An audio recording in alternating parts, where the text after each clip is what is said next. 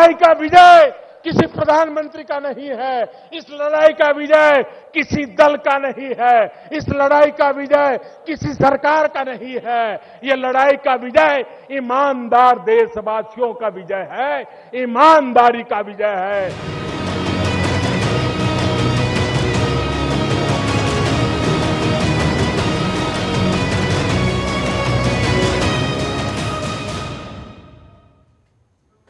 वाकई एक निर्णय और खेल खत्म। नोटबंदी का एक बड़ा फैसला लिया गया सरकार की तरफ से, प्रधानमंत्री की तरफ से, और जैसे ही ये फैसला आया तमाम तरीके से भ्रष्टाचारी और काले धन कुबेरों की नींद उड़ गई। पूरे देश में हाहाकार मच गया उन लोगों के घरों पर जहां पर काला धन दबाकर रखा गया था।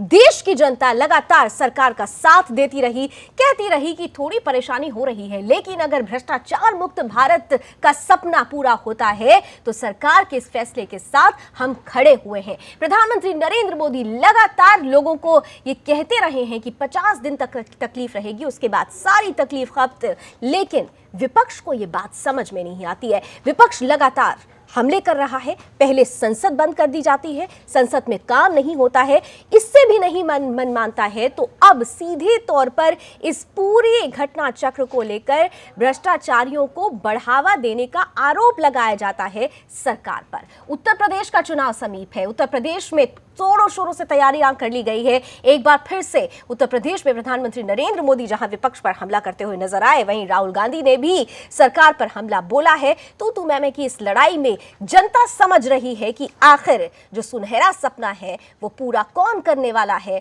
और इस सपने को साकार करने के लिए साथ भी दे रही है। क्या कुछ और चल रहा है, किस तरीके से ये जो फैसला है कहां जा रहा है, आज इस पर ही हम चर्चा करने की कोशिश करेंगे। नमस्कार, आपके साथ मैं हूं लावनी। मेरे साथ कुछ ही पल में कुछ मेहमान भी जुड़ेंगे, लेकिन उससे पहले चलिए आपको लिए चलते हैं, सुनाते हैं कानपुर की रैली में, परिवर्तन रैली में किस तरीके से नरेंद्र मोदी ने विपक्ष पर हमला बोला और सीधे तौर पर कहा कि भ्रष्टाचारियों को खत्म करने के लिए एक बड़ा फैसला लिया गया था और इस फैसले का असर जल्द ही नजर आएगा। भाइयों बहनों, मैं मीडिया के मित्रों से भी आग्रह करता हूं, मैं पत्रकारिता जगत से भी आग्रह करता हूं, आप दुनिया को बताओ, ये 125 करोड़ का देश, कई लोग ऐसे हैं जिनको स्कूल कॉलेज जाने का सौभाग्य नहीं मिला है, अशिक्षा है, गरीबी है, उसके बावजूद भी 125 करोड़ का देश ईमानदारी की लड़ाई के लिए कष्ट झेलने के लिए तैयार हुआ है। ये दुनिया के लिए बहुत बड़ी खबर है, बहुत बड़ा अजूबा है। दुनिया में कहीं ये संभव नहीं हो सकता जो मेरे देशवासियों ने करके दिखाया है। उनके जितने गीत गाए उतना कम है, उनके जितने गुणगान करे उतना कम है। दुनिया को भारत की ताकत का परिचय कराए उतना कम है। और इसलिए मैं बुद्धिजीवियों से कहना चाहता हूं कि भारत के गरीब ने, भारत के अनपढ़ व्यक्ति ने, भारत के ईमानदार व्यक्ति ने जो ताकत दिखाई है, उससे जरा दुनिया को परिचय करवाइए। ये मेरे देश की ताकत है, इसी ताकत से देश आगे बढ़ने वाला है। भाइयों बहनों, जब अच्छा करते हैं तो तप करना पड़ता है, तपस्या करनी पड़ती है और तप झेलना भी पड़ता है। मेरे देशवासियों ने अद्भुत कमाल की है भाइयों, अद्भुत कमाल की। इतिहास इस घटना को इसलिए याद नहीं करेगा कि कौन प्रधानमंत्री था और किसने निर्णय किया था। इतिहास इस घटना को इस रूप में देखेगा कि 125 करोड़ का देश ईमानदारी के लिए कैसे खड़ा हो गया था। यह इतिहास दर्ज करने वाला है। तो प्रधानमंत्री नरेंद्र मोदी के हौसले पूरी तरह से बुलंद हैं, क्योंकि वो देख रहे हैं कि जनता का समर्थन उन्हें मिल रहा है। लेकिन विपक्ष इस बात को स्वीकारने को तैयार नहीं है। विपक्ष कह रहा है कि प्रधानमंत्री की सरकार के इस फैसले से सीधे तौर पर जनता को मुसीबतों का सामना करना पड़ रहा है। राहुल गांधी यहां तक कह डालते हैं कि दरअसल ये जो फैसला लिया गया है उसका आधार है गरीबों से खींचो और अमीरों को सींचो। कुछ ऐसा ही उन्होंने जौनपुर की रैली में कहा। मजदूरों के बारे में नरेंद्र मोदी कहते हैं, पार्लियामेंट में कहा कि ये लोग पूरा दिन गड्ढा खोदते हैं, पूरा दिन गड्ढा खोदते हैं। मनरेगा को उन्होंने गड्ढा खोदना कहा। नरेंद्र मोदी जी, हिंदुस्तान का मजदूर गड्ढा नहीं खोदता है, हिंदुस्तान को बनाता है। और आपने मनरेगा को खत्म करने की कोशिश की, आपने मनरेगा का मजाक उड़ाया, आपने हिंदुस्तान के मजदूर का मजाक उड़ाया और हम सब का मजाक उड़ाया। भ्रष्टाचार के खिलाफ कोई भी कानून, कोई भी निर्णय लिया, उनको हम 100% 100% अपना समर्थन देंगे। मगर डिमोनेटाइजेशन का जो निर्णय था, 8 नवंबर का जो निर्णय था, वो ना भ्रष्टाचार के खिलाफ था और ना काले धन के खिलाफ था। वो हिंदुस्तान के गरीब लोगों के खिलाफ था, हिंदुस्तान के 99% लोगों के खिलाफ था, हिंदुस्तान के किसान के खिलाफ था, हिंदुस्तान के मजदूरों के खिलाफ था।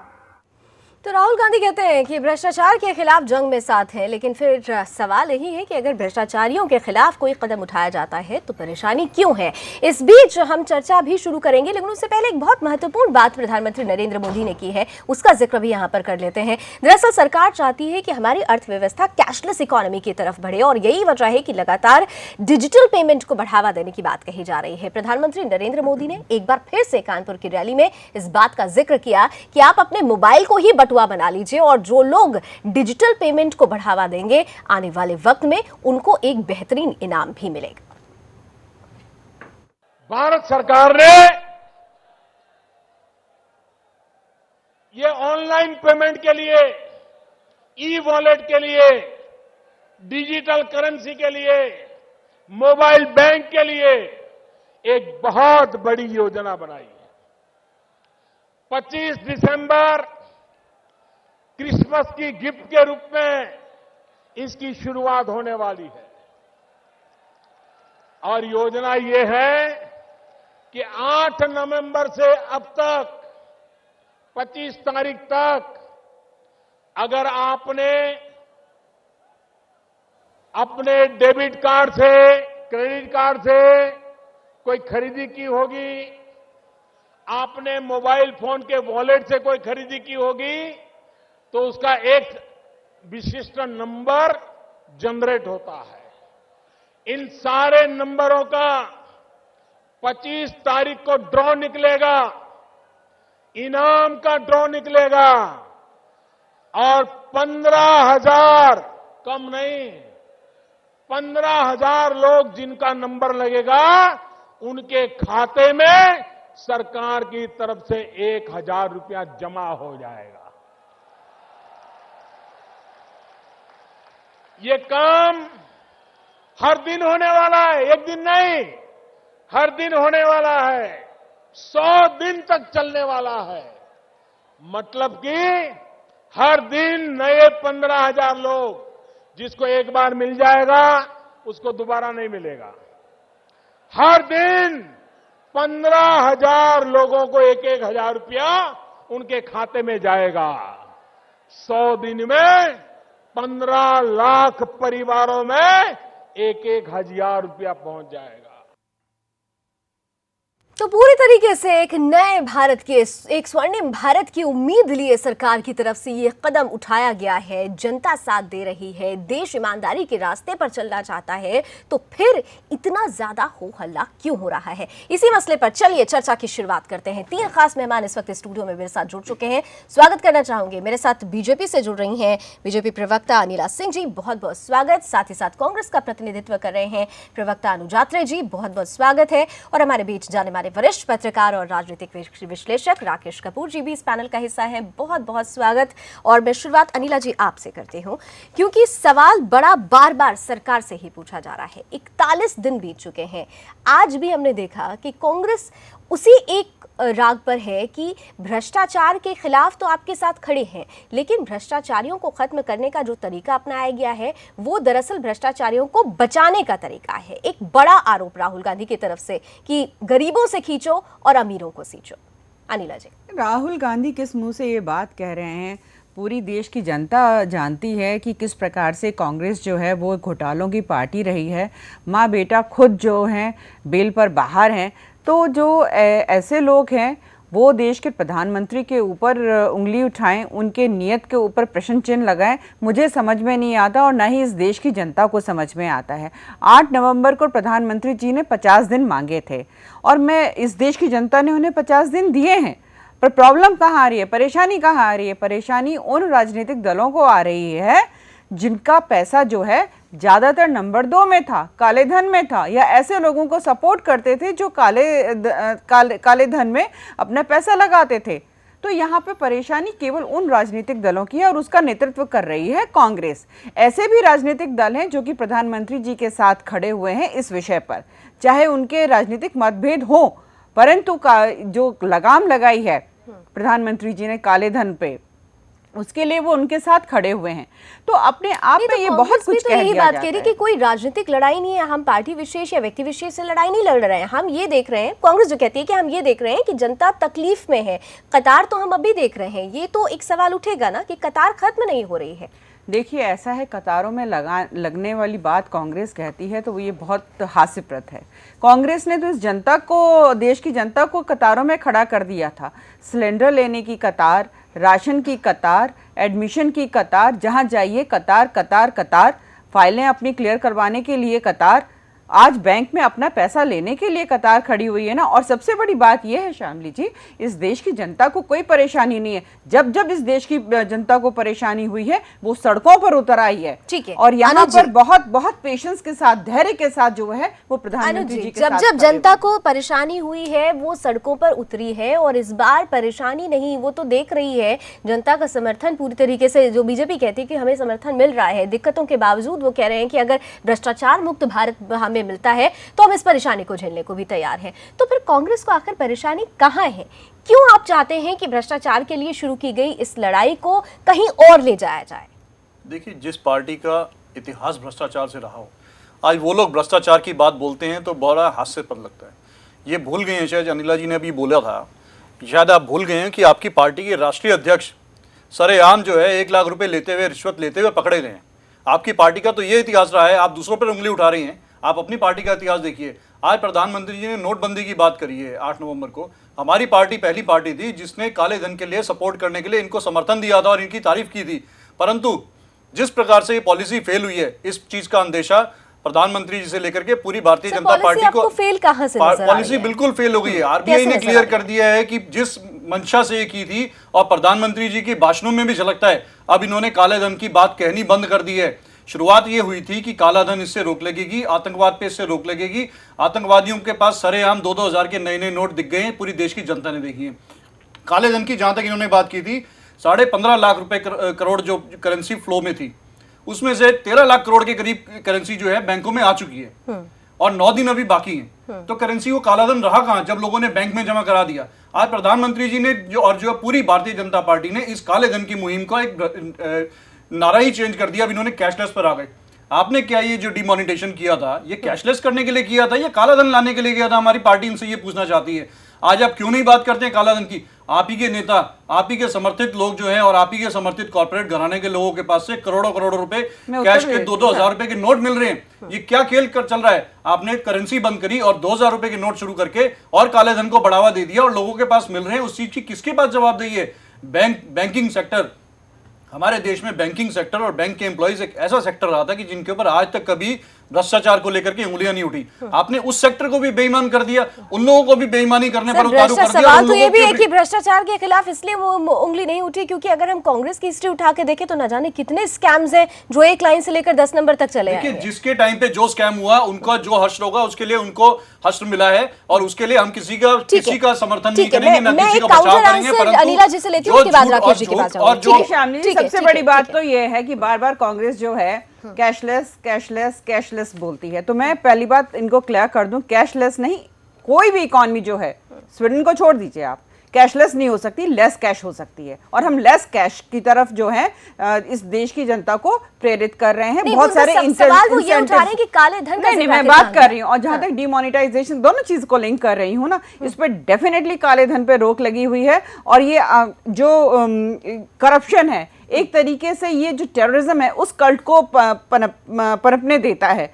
और काउंटरफीट जो करेंसी जो घूमती है इस देश में, ये सारी चीजें इनकी जानकारी में भी ये भी है कि आतंकवादी अगर पकड़े गए, बीते दिनों जो एनकाउंटर भी हुआ तो उनके पॉकेट से 2000 के नए नोट मिले। यही फर्क है ना हमारी सरकार में और कांग्रेस की सरकार में। हम पकड़ते हैं, हमने पकड़ा तभी तो वो करेंसी दिखाई दे रही है। और कांग्रेस पार्टी तो जो उनको पालती थी, और इसीलिए इस देश में आतंकवाद जो है इतना बढ़ गया। इन्हीं के कार्यकाल में जो है जम्मू कश्मीर के हालात बिगड़े, इन्हीं के कार्यकाल में नॉर्थ ईस्ट के हालात बिगड़े, इन्हीं के कार्यकाल में नक्सलाइट बढ़ गए, इन्हीं के कार्यकाल में आपने शुरू करवा दिया। लोग आज की डेट में दलाली पे उतर आए हैं, 30% दलाली कमीशन लेकर के लोग पैसे बदल रहे हैं। आपने बताइए उस चीज की जिम्मेदारी किसकी है?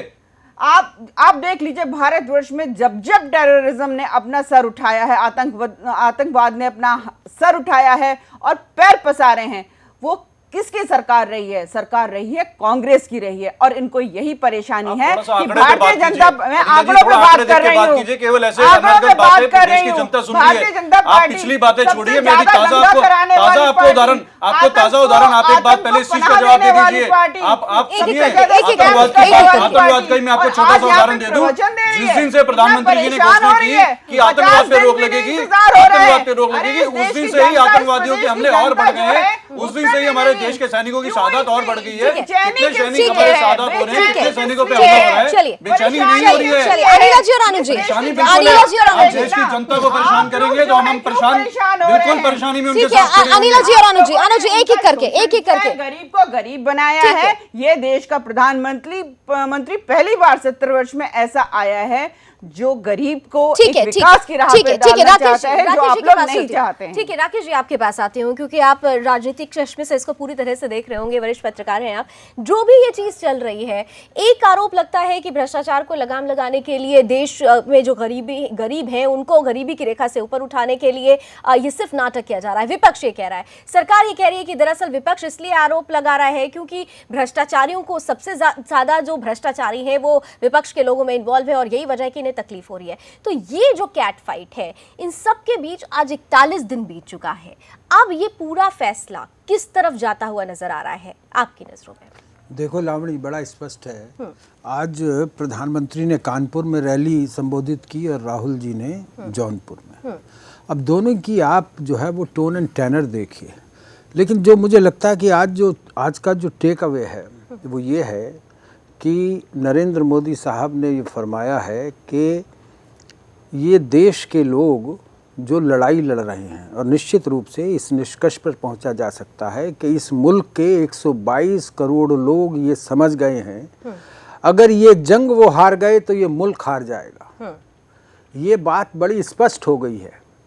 दूसरी तरफ जो राहुल जी ये बात फरमा रहे हैं कि काला धन जो है सबसे ज़्यादा, उन्होंने एक बात कही कि सिर्फ 6% है कैश में, बाकी जो है वो ज़मीन जायदाद और सोने चांदी में है। तो एक प्रश्न ये पैदा होता है कि 1988 में उनके पिताश्री की सरकार ने बेनामी जायदाद संपत्ति कानून बनाया।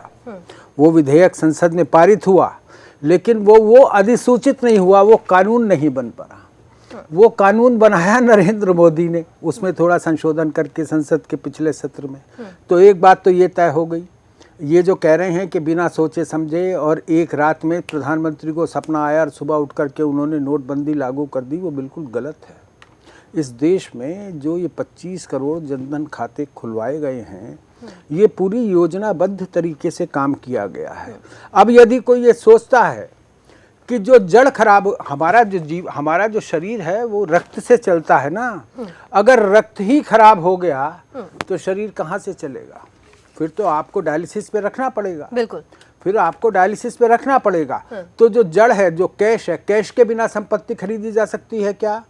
कैश के बिना सोना चांदी खरीदा जा सकता है क्या? ये कैश का जनरेशन कहाँ से होता है? प्रश्न ये है कि ये जो कैशलेस इकोनॉमी और डीमोनेटाइजेशन, दोनों एक दूसरे से बंधे हुए हैं। इन्हें थोड़ा समझिए, ये सतही बातें हो रही हैं। ये जो राजनीतिक पॉलिटिकल पॉस्चरिंग हो रही है कि ये किसान लाइन में खड़े हैं, अरे वो खड़े हैं, अरे भाई ये मुल्क का अहद था जब हिंदुस्तान आज़ाद हुआ रहते, पंडित नेहरू ने अहद किया था, ये नरेंद्र मोदी ने अहद नहीं किया था, ये डॉक्टर श्यामा प्रसाद मुखर्जी ने अहद नहीं किया था, क्योंकि डॉक्टर श्यामा प्रसाद मुखर्जी खुद पंडित नेहरू की सरकार के उद्योग मंत्री थे 1947 में। ये नेहरू जी का अहद था कि इस देश के गरीबों को बाख्तियार किया जाए, उन्हें अधिकार दिया जाए। अरे कोई तो सूद चुकाए, बिल्कुल कोई तो सूद चुकाए, कोई तो जिम्मा ले उस इंकलाब का जो उधार सा है। अगर नरेंद्र मोदी वो काम कर रहा तो फिर परेशानी तो उसका सहयोग तो करना बिल्कुल चाहिए। सहयोग करना सवाल चाहिए। ये नहीं है कि वो जनसंघ के हैं, भाजपा के हैं, कांग्रेस के, मुल्क की लड़ाई है, कहीं ना कहीं देश से की जो लड़ाई। यहाँ पर सहयोग आना चाहिए था, लेकिन सहयोग की जगह ये एक राजनीति, इस मसले पर राजनीति शुरू हो गई और इसकी भेंट आम जनता चढ़ सकती है अगर इस लड़ाई में पूरी तरह से साथ नहीं दिया गया। तो एक छोटे से ब्रेक के लिए मुझे कहा जा रहा है, ब्रेक के बाद जल्द लौटते हैं और इस चर्चा को और आगे बढ़ाते हैं। का विजय किसी प्रधानमंत्री का नहीं है, इस लड़ाई का विजय किसी दल का नहीं है, इस लड़ाई का विजय किसी सरकार का नहीं है, ये लड़ाई का विजय ईमानदार देशवासियों का विजय है, ईमानदारी का विजय है।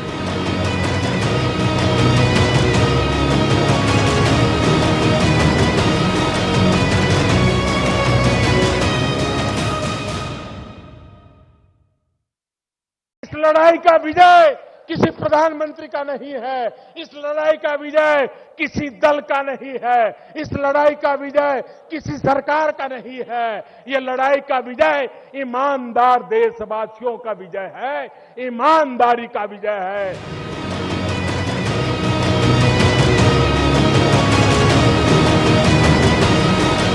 एक निर्णय से अच्छों का खेल खत्म हो चुका है। तो वो एक निर्णय से अच्छों का खेल खत्म हो गया है और जिस तरीके से खेल खत्म हुआ है उसमें देश की राजनीति में भी उबाल आना स्वाभाविक था और कुछ ऐसा ही हाल हुआ है। विपक्ष पूरी तरीके से गर्म है, तल्ख तेवर अपना रहा है, संसद को चलने नहीं दिया जाता है और इस बीच जनता है कि सरकार का साथ देने से पीछे हट ही नहीं रही है, कह रही है कि तमाम तकलीफें हों लेकिन हम जानते हैं कि इस फैसले से स्वर्णिम भारत का सपना साकार होगा। प्रधानमंत्री नरेंद्र मोदी ने एक बार फिर से कांग्रेस पर हमला बोलते हुए एक सवाल पूछा। सवाल सीधा सीधा था कि अगर कांग्रेस सीधे तौर पर यह कहती है कि राजीव गांधी कंप्यूटर और मोबाइल क्रांति के जनक थे, तो फिर आज की तारीख में वो सवाल क्यों पूछ रही है कि लोगों के पास मोबाइल ही नहीं है। वहीं दूसरी ओर जब जब ये बात आती है कि पार्टी के चंदे का जिक्र होना चाहिए, पार्टी को मिलने वाले चंदों का जिक्र होना चाहिए, संसद में बहस होनी चाहिए, तो उस पर सवाल क्यों उठाए जाते हैं, जबकि इस मसले की सिफारिश तो अब चुनाव आयोग भी कर रहा है। मैं जरा हमारे विरोधियों से कुछ सवाल पूछना चाहता हूं। एक तरफ वो कहते हैं कि लोगों का बैंक में खाता ही नहीं है, खाता ही नहीं है। दूसरी तरफ कहते हैं कि लोग बैंक में पैसे लेने, गरीब आदमी जाता है उसको पैसा नहीं मिलता है। भाई एक चीज तो सच बताओ, एक तरफ कहते हो गरीब का खाता नहीं, दूसरी तरफ कहते हो गरीब पैसे लेने जाता है मिलता नहीं। जनता को गुमराह करने के लिए झूठ क्यों बोलते हो? ये लोग, जब मैं कहता हूं digital, online, less cash, need based cash, भाइयों बहनों, एक जमाना था बड़ा चांदी का रुपया होता था तभी बाजार में चलता था, बदलते बदलते बदलते कागज की नोट तक रुपया आ गया। भाइयों बहनों, अब तो वक्त वो आया है कि हाथ लगाए बिना भी मोबाइल फोन से रुपयों का कारोबार किया जा सकता है। आपकी मोबाइल फोन ही आपकी बैंक बन जाती है। चाय पी करके मोबाइल फोन से पैसे दिए जा सकते हैं, चाय पीने वाले से मोबाइल से पैसा लिया जा सकता है, नोटों के बिना किया जा सकता है।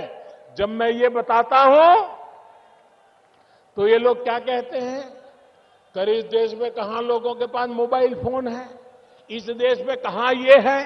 यही लोग हर चुनाव में ये भाषण देते थे कि राजीव गांधी प्रधानमंत्री थे, वो हिंदुस्तान में कंप्यूटर युग लाए। राजीव गांधी प्रधानमंत्री थे, इस देश में मोबाइल फोन लाए। राजीव गांधी प्रधानमंत्री थे, इस देश के गरीबों के हाथ में उन्होंने मोबाइल फोन दे करके एम्पावरमेंट किया। यही भाषण ये लोग करते थे। लेकिन अब जब मैं कह रहा हूं कि मोबाइल फोन को बैंक बना दो, तो कहते हैं मोबाइल फोन है ही कहां, गरीब के पास मोबाइल है कहां। इतना झूठ बोलते हो आप लोग। यही लोग ढोल पीटते थे कि राजीव गांधी ने मोबाइल फोन दिया। अब मैं कहता हूं मोबाइल फोन का बैंक मिलेगा, तो कहते हैं मोबाइल फोन है ही नहीं। आप इनको पहचानो कितना झूठ बोलते हैं। ये लोग गुमराह कैसे करते हैं, लोगों को भड़काने का काम कैसे करते हैं। भाइयों बहनों,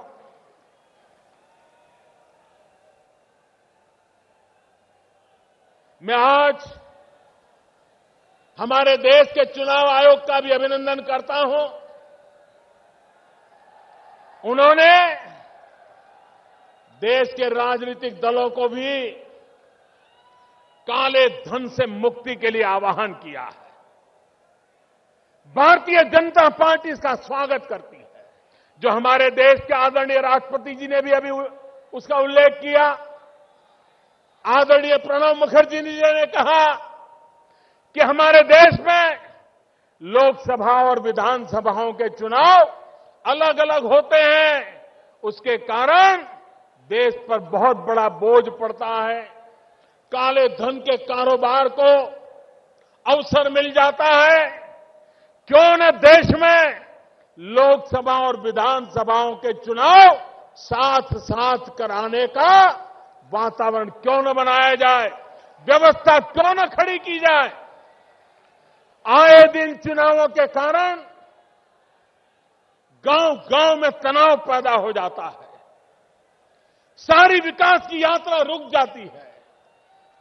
अगर 5 साल में एक बार चुनाव हो, 5 साल सब सरकारें जो भी चुनकर आए वो काम करे। मैंने सभी पार्टियों को कहा था।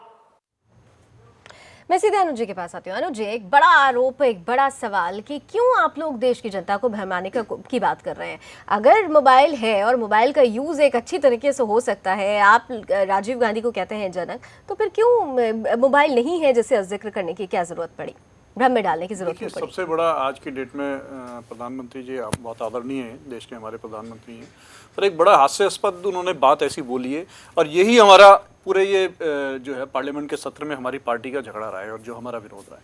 प्रधानमंत्री जी अकेले बोलते हैं, अपनी मन की बात बोलते हैं और ऐसे बोलते हैं कि कोई किसी की बात सुनते नहीं है। वो उनसे कहा था आप सदन में चर्चा कीजिए, लोगों की सुनिए, उसके बाद अपनी बात कीजिए, तो बात में मजा आता है। आप एक तरफा बात जो बोली जाती है ना, उस बात को जो है वो बात में वजन नहीं होता है।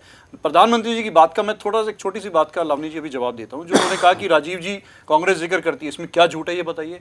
क्या इस देश में कंप्यूटर क्रांति राजीव जी के समय में नहीं आई? क्या वो नहीं लेके आए? और यही भारतीय जनता पार्टी, इन्हीं की पार्टी और इन्हीं के नेता थे जिन लोगों ने जो है अटल जी और अडवाणी जी ने कितना विरोध किया था संसद से लेकर सड़क तक कि देश में बेरोजगारी बढ़ जाएगी, भुखमरी बढ़ जाएगी कंप्यूटर आने से। और देखिए आज की डेट में घर घर से लेके और हर जगह कंप्यूटर के बिना गुजारा नहीं है और कंप्यूटर की वजह से देश तरक्की की। उसी बात में मोबाइल पर आता हूँ। आप लोग फिर ऐसे क्यों कह रहे हैं कि मोबाइल ही नहीं है लोगों के पास? मोबाइल पर आता हूँ।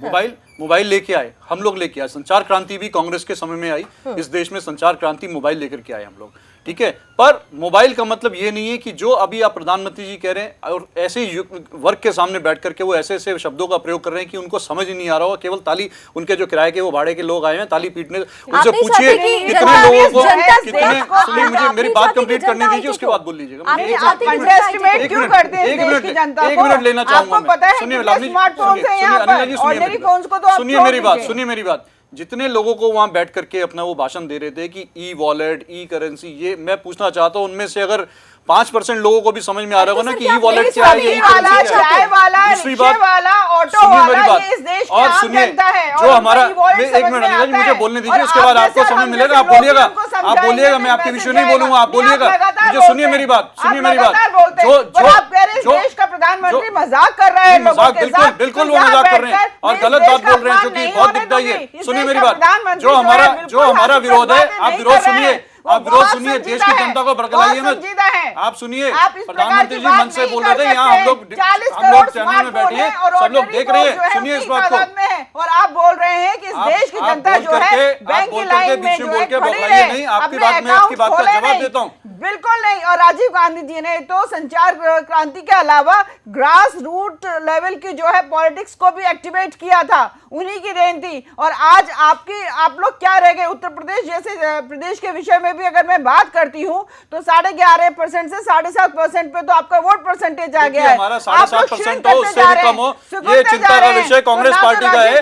आप क्यों चिंता कर रहे हैं? क्योंकि अब आपके मन में घबराहट है इस चुनाव में, और ये नोटबंदी के अकेले फैसले से सवाल ये है कि अरुण जी, एक सेकंड अनिला जी, एक सेकंड अनिला जी, अरुण जी सवाल नहीं, सब जो सवाल है, ठीक है अनिला जी, बोलने की आजादी नहीं है। मनमोहन सिंह जी जो बोलने लग गए संसद में, और कितनी आजादी चाहिए आप लोगों ने, तो वो कभी बोलने नहीं दिया। सवाल ये था, आप कह रहे हैं कि देश की जनता को ये समझ में नहीं आ रहा था, हालांकि ये प्रूव्ड है कि आज सही बात है कि चाहे रिक्शे वाला हो, चाहे चाय वाला हो, सबके पास एक मोबाइल होता है, स्मार्ट मोबाइल होता है। लेकिन अगर आपके शब्दों में कि देश की जनता को समझ में नहीं आ रहा था वहां जो लोग बैठे थे, तो क्या आपकी पार्टी नहीं चाहती कि हमारा देश आगे बढ़े, हमारे देश के निचले तबके के लोग भी हाईटेक हो, ताकि विकास की धार को हम और ज्यादा तेज कर सके? क्या आप ये नहीं चाहते? बिल्कुल, उसी बात को आगे बढ़ाता हूं, अपनी जो मैं करना चाह रहा था। विरोध किस बात का है? विरोध इस बात का है, ये जो ई ट्रांजैक्शन की बात जो प्रधानमंत्री जी और पूरे भारतीय जनता पार्टी के लोग कह रहे हैं, इन लोगों से किसको फायदा पहुंचाना चाह रहे हैं उस ट्रांजैक्शन से? अभी तो आपने ठीक है उन लोगों को कह दिया आप 31 दिसंबर तक कोई चार्जेस मत लीजिए। ये जो 2.5% का चार्ज वो लेंगे हर ट्रांजैक्शन पर, उसका पैसा किसकी जेब से जाएगा और वो क्यों दे? आज की डेट में अगर मैं 100 रुपए की खरीदारी कोई करता हूं और मैं 100 रुपए में से चार्जेस उसका मैं भी दूंगा और जो ले रहा है दुकानदार वो भी देगा। अभी मेरा 100 का नोट पूरे 100 में चलेगा, उसको 100 रुपए में चलेगा। वही 100 का नोट अगर 100 बार होता है, कन्वर्ट होता है या उसकी ट्रांजेक्शन होती है, वो सोचिए 2.5% करके कितनी बार उस चीज का जो है जो कमीशन, ये जो 4-5 कंपनियां जो प्रधानमंत्री जी की जो लाडली कंपनियां हैं उनके खाते में जाएगा, वो उसकी कौन जिम्मेदारी है? क्यों बड़े देश का नागरिक उसका पैसे का? सुनिए, और एक चीज और, एक पॉइंट और बोलना चाहूंगा, एक बात मैं बोलना चाहूंगा, ये स्मार्टफोन यूज करने में, जो इंटरनेट यूज करने में, जो ई ट्रांजैक्शन यूज करने में जो इंटरनेट का खर्चा आएगा, वो किसकी जेब से पैसा जाएगा? उस चीज के लिए देखिए, ये देश को कितना बरगला रहे हैं। सबसे बड़ी बात तो ये है, कांग्रेस ने, मैंने कहा ना कि इस देश में भ्रष्टाचार को अगर किसी ने पनपने दिया है, उसकी जड़ें जमने दी हैं, तो वो कांग्रेस पार्टी ने दिया है। ये बिल्कुल नहीं चाहते हैं कि इस देश का जो है डिजिटलाइजेशन हो, ये बिल्कुल नहीं चाहते हैं। आरोप पे जवाब दे रही हूं, उसी पे जवाब व्यापम घोटाले का भी रोशनी डाल दीजिए। आपके मुख्यमंत्री, मध्य प्रदेश के मुख्यमंत्री व्यापम घोटाले में उनके ऊपर पार्टी ने कोई जवाब नहीं दिया। राजस्थान के मुख्यमंत्री के ऊपर ललित गेट का इतना बड़ा, छत्तीसगढ़ के मुख्यमंत्री 34,000 करोड़ का घोटाला में फंसे हैं। अब आप जो है ईमानदारी का दम भरने वाली पार्टी अपने मुख्यमंत्रियों से, अपने नेताओं से कुछ तो पूछ लीजिए। हमारे नेताओं के ऊपर अगर उंगली उठी भ्रष्टाचार की, हमने तत्काल कार्रवाई की है। आप इंटरनेट के माध्यम से कर सकते हैं, पर दफ्तरों के चक्कर लगाते रहे लोग, अपना समय खराब करते रहे, ये कहा गया सेवी ना हो पाए। नहीं, ये आरोप, दरअसल आरोप ये लग रहा है कि जो चार्जेस दिए जाएंगे वो तमाम तरीके से, वो चार्जेस जाएंगे कहां पर, किसके अकाउंट में जाएंगे? ये कहते हैं कि देश के सिर्फ 50 लोगों को खास तौर से ये फायदा पहुंचाया जाएगा। ये बड़ा मेरी बात नहीं सुनी। मैं यही कहना चाह रही हूँ, आज चाहे वो टेंडर हो, चाहे वो बिल पेमेंट्स हो, चाहे कुछ भी हो, सब कुछ जो है आप डायरेक्ट पेमेंट कर सकते हैं। तो लाइन में नहीं खड़े हो सकते। हमारे समय में हो गया था, ऑनलाइन पेमेंट जितनी ट्रांजैक्शन है टेंडरिंग का, ये टेंडरिंग का हमारी सरकार ने किया, आरटीआई हमारी सरकार ने किया, मनरेगा हमारी सरकार ने किया, जीएसटी की हमने पहल करी। उन चीजों का पीठ ठोकते हैं अपने आप लोगों ने घोटाला किया है, पूरा देश जानता है। ई टेंडरिंग जो दिखावे की आप लोग करते थे, आज लोग जो है अपना पेमेंट जो है और अभी कह रहे हैं दिखावा दे रहे हैं। आप प्रधानमंत्री जी की बात पे आ जाइए, एक तरफा बात बोलिए, दो तरफा बात मत बोलिए। भ्रष्टाचार जो है समाप्त हो रहा है, लोग सीधे सीधे अपना पेमेंट कर सकते हैं, दफ्तरों के चक्कर नहीं लगा लगाने पड़ेंगे, ये बता दीजिए, रिश्वत में जो कमीशन पैसे जाएगी, देने उसमें जो पड़ते हैं वो नहीं ट्रांजैक्शन देने चार्जेस पड़ेंगे। जाएंगे, आज तो क्यों बोले देश की जनता? आज ये ट्रांजैक्शन के ऊपर जो पैसा लगता है उसकी बात कर रहे हैं, उसकी बात नहीं करेंगे कि जो पेमेंट्स के लिए चाहे कुछ किसी चीज के लिए भी दफ्तरों के चक्कर लगाने पड़ते थे, रिश्वत देनी पड़ती थी। जो रोजमर्रा की नहीं, जरूरतें आम प्रधानमंत्री जी आदमी कह रहे हैं, राकेश जी, हम उसकी बात कर रहे हैं, राकेश जी, हम बात कर रहे हैं राकेश तो आम जी, रोजमर्रा की राकेश जी, जरूरतें पे राकेश जी, एक आम आदमी को राकेश जी, जनता को रखना पड़ रहा है। आप उनके जवाब दीजिए, राकेश जी, इसके पीछे जोर दे रहे हैं प्रधानमंत्री जी। ठीक वो है। जो है अरुण जी और अनिला जी, आप दोनों की बातों को कंटिन्यू करते हैं। नहीं, आप ये ठीक है। बताइए मैं क्या राकेश जी से एक सवाल करती हूँ, एक बहुत अहम सवाल है। राकेश जी, अनुज जी कह रहे हैं कि दरअसल कांग्रेस ये कह रही है कि भाई कुछ लोगों को फायदा पहुंचाने के लिए, बीजेपी कह रही है कि दरअसल जब ये सिस्टम बनेगा तो कहीं ना कहीं से गरीबों को फायदा होगा, और ये कह रहे हैं कि जो घूसखोरी है उस पर भी लगाम लगेगी। ये जो डिजिटाइजेशन की बात हुई है, कैशलेस इकोनॉमी की बात हो रही है, जिन लोगों को मोबाइल को बटुआ बनाने की बात की जा रही है, जो एक्सप्लेनेशन बीजेपी की तरफ से आ रहा है, क्या आप उससे इत्तेफाक रखते हैं?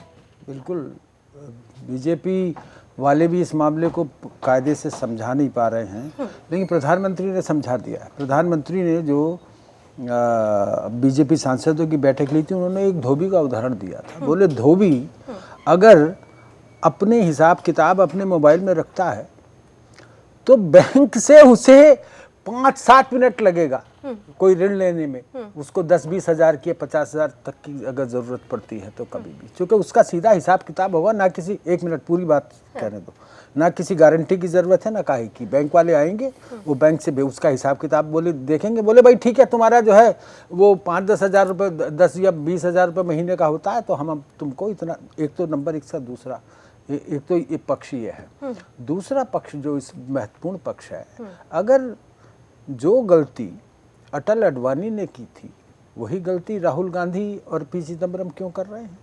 अरे भाई, उस समय भी ये बात उठी थी कि कंप्यूटर कंपनियों को फ़ायदा होगा, अमेरिकी कंपनियों को फ़ायदा होगा, ये होगा वो होगा, जब राजीव गांधी कंप्यूटर लाए थे। उसके बाद जब मोबाइल फ़ोन आया तब भी बहुत शोर मचा कि प्राइवेट कंपनियाँ, प्राइवेटाइजेशन हुआ तो प्राइवेट कंपनियाँ आ जाएंगी, वो ये खा जाएंगी, वो ये कर देंगी, वो कर देंगी। घपला जो करना था 2G में वो कर दिया इन्होंने। घपला तो हर वो अलग सेक्टर बात में, है, वो अलग बात यहाँ पे मैं है। लेकिन आप सवाल एक ये है कि देखिए, परिवर्तन का विरोध होता है, ठीक है, आपसे लेकिन परिवर्तन का अब हम जिस दौर में हैं, पूरी बात सुनो। नहीं, मैं तुम कंटिन्यू इसको करती हूँ। बीजेपी और कांग्रेस का विवाद मत बनाओ। नहीं, बिल्कुल नहीं। इसी में मैं एक सवाल जोड़ के, क्योंकि आप चीजों को समझा रहे हैं, इसी में मैं जानना चाहूंगी। हालांकि बीजेपी से अनिला सिंह जी अब हमारे साथ नहीं है, उन्हें कहीं जाना था, और उनका धन्यवाद हमारे बीच आने के लिए। राकेश जी, दरअसल आज जब राहुल गांधी अपना भाषण दे रहे थे तो एक बात का जिक्र उन्होंने किया कि उन्होंने एक लक्ष्मी नाम की महिला का जिक्र किया कि वो फूल खरीदती थी, कैश से फूल खरीदती थी, और 10 रुपए का जो फूल है अब उस सड़कों पर धूप में बेचा करती थी। वो जो 10 रुपए का फूल खरीदने के लिए तो वो स्वाइप मशीन नहीं खरीदेगी। या इस तरीके के जो लोग हैं उनको लेकर किस तरीके जो बातें कांग्रेस कह रही है, इस बात को कैसे समझाया जाएगा? यही अफसोस की बात है। कांग्रेस का अगर बड़ा नेता कोई इस प्रकार की बात करता है, it is a sheer trivialisation of the whole debate, of the whole subject. ये ट्रिविलाइजेशन है पूरा उसका। माना कि बेशक कुछ लोगों को कुछ परेशानी आ सकती है, कुछ दिक्कतें आएंगी 50 दिन तक की जो बात कही गई है, लेकिन इसका मतलब ये नहीं है कि लोग का जो रोजगार चल रहा है वो नहीं चलेगा। ये ट्रिविलाइजेशन है, इसका कोई, मैं इसको महत्व नहीं देता हूँ। चूँकि अगर आप जाएं, जो अब वो उसके पास जो फूल बेचने वाली है उनसे जरा गौर, अगर कोई जवाब सवाल करे राहुल साहब से, राहुल गांधी जी से, उसके पास क्या 500 और 1000 रुपए के नोट आते हैं? वो 100-200 रुपए के बेचारी रोज के फूल बेचने वाली है। 10 रुपये, 5 रुपया, 2 रुपया सिक्के में वो काम करने वाली, कारोबार करने वाली है। तो उन्हें चूंकि जमीनी ज्ञान ना होने की वजह से ऐसी बात कभी हो जाती है। राहुल जी ने उसी बात का, इसलिए थोड़ा सा आपकी बात मैं करना चाहूंगा। राहुल जी ने वही बात की है जो प्रधानमंत्री जी जिस बातों के लिए वो बड़ा चढ़ा करके बोल रहे हैं। उन्होंने तो फूल वाले की बात की जो कि 10-20-50 रुपए के फूल बेचती होगी, ठीक है ना। प्रधानमंत्री जी चाय वाले की बात करें जो 5 रुपए का चाय करें, उसको भी कह रहे हैं कि आप जो है पेटीएम से पेमेंट कीजिए। ये बताइए, आप कह रहे हैं क्या? आप प्रधानमंत्री जी की बात का जवाब दीजिए ना। राहुल नहीं, गांधी जी ने तो उससे ऊपर वो बढ़ के बात शायद की है। वो शायद दिल्ली में मैं देखता हूँ दिल्ली दिल्ली जैसे महानगरों में या नोएडा में तो वो चाय वालों ने जो अच्छी दिन की चाय की दुकान है उन्होंने पेटीएम मशीन भी रख लिया, यहाँ तक कि पान वालों ने भी रख लिया।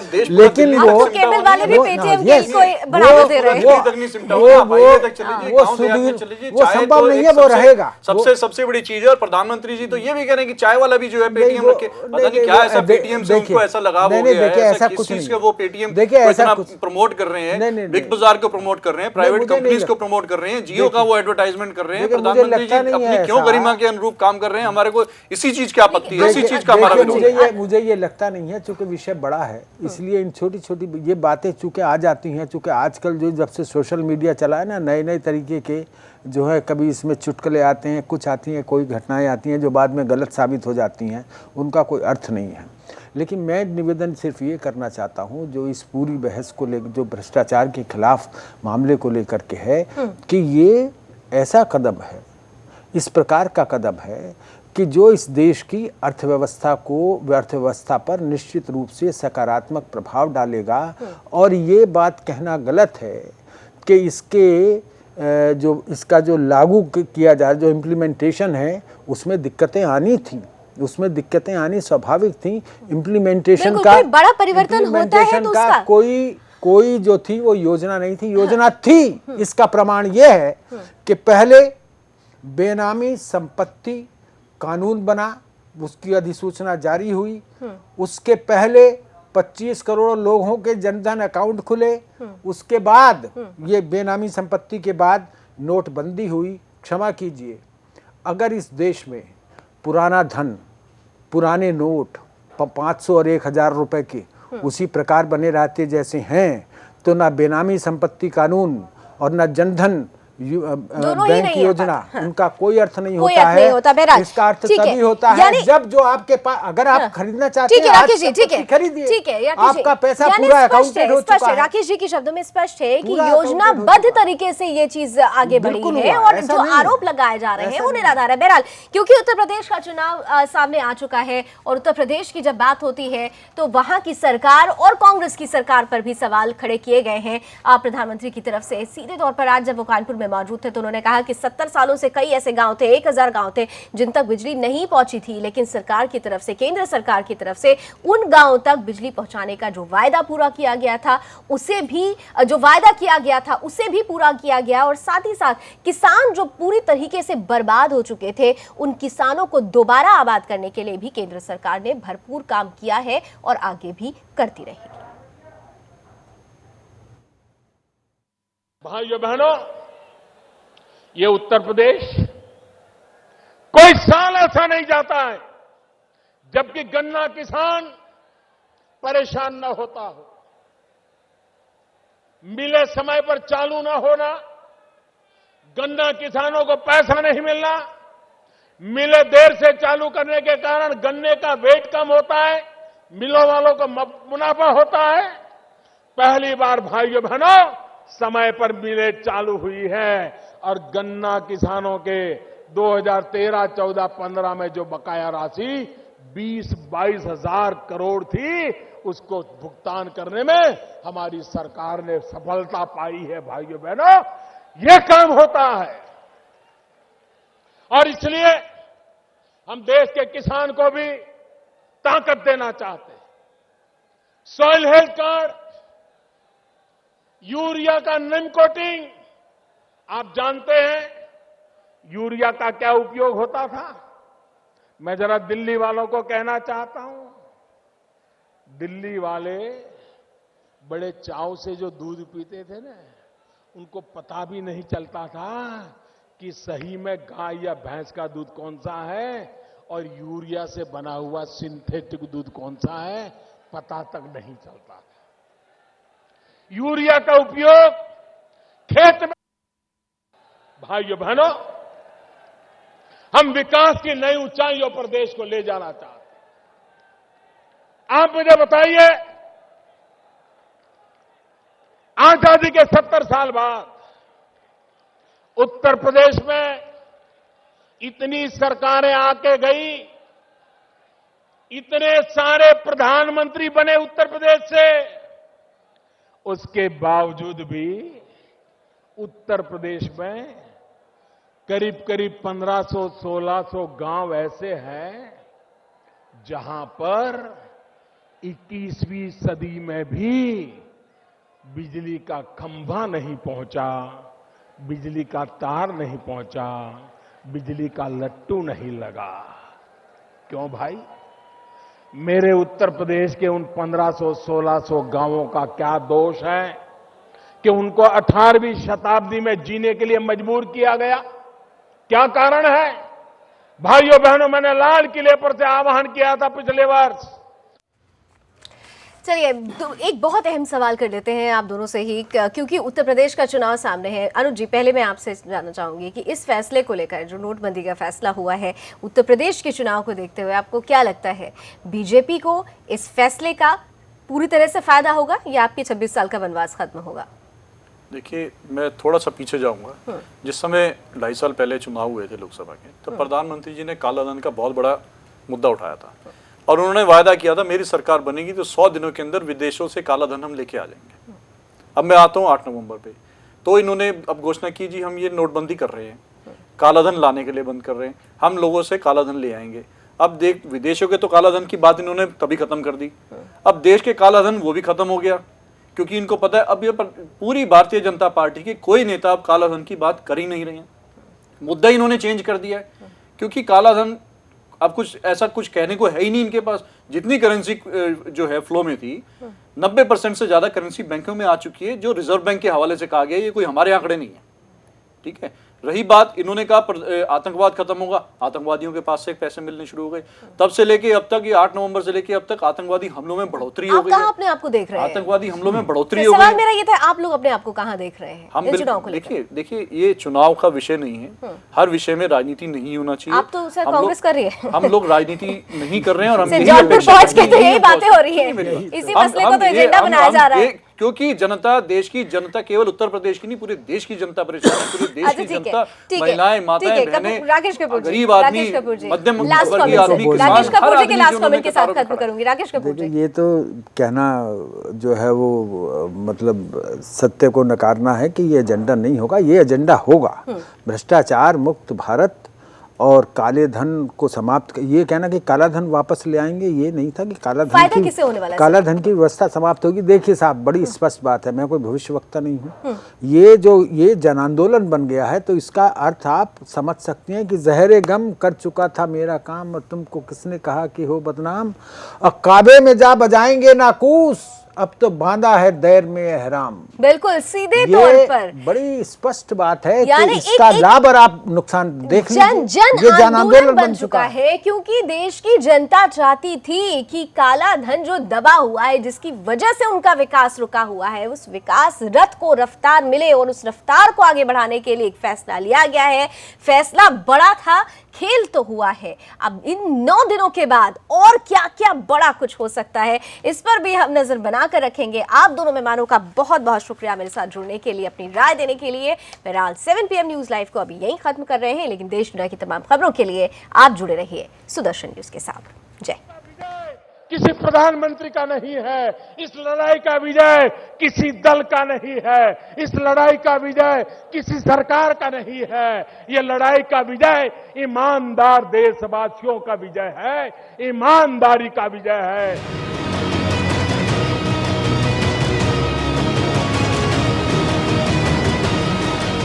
एक निर्णय से अच्छों का खेल खत्म हो चुका।